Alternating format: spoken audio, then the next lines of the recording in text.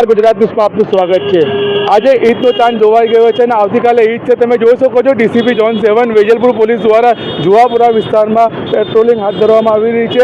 જુહાપુરા 4 રસ્તાથી સંગીતનગર, મુસ્કાન garden થઈ અને Sonal cinema થઈને જુહાપુરા 4 રસ્તા પર તરફ જઈ રહ્યા છે। પોલીસ અધિકારીઓ આ પેટ્રોલિંગમાં હાજર રહ્યા હતા અને અસામાજિક તત્વોને કહેવામાં આવી રહ્યું છે કે તહેવારના સમયે તમે કાનૂન હાથમાં લેવાની કોશિશ ના કરો તો તમે કાનૂન હાથમાં લેવામાં આવશે તો કાનૂન તમારા પર કાર્યવાહી કરશે। રઈસ સૈયદ, અમદાવાદ।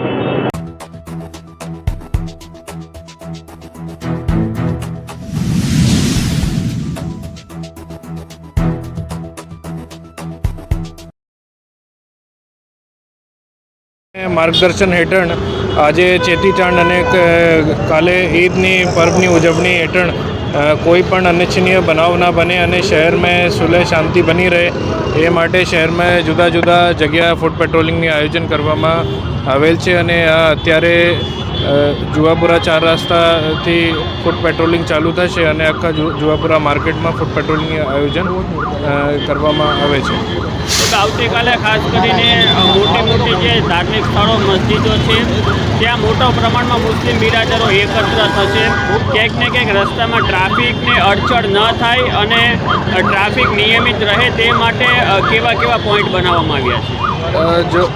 જુદા જુદા જો પોઈન્ટ છે એ અગત્યનું જ્યાં ભીડભાડવાળો ઇલાકો થશે એમાં આપણે આઈડેન્ટિફાઈ કરી રહ્યા છે અને આઈડેન્ટિફાઈ કરીને એમાં સખત પોલીસ બંદોબસ્તના આયોજન છે અને પોલીસ આખા પૂરા તહેવાર શાંતિથી થઈ જાય એ માટે ફિલ્ડ ફરી રહેશે। સર,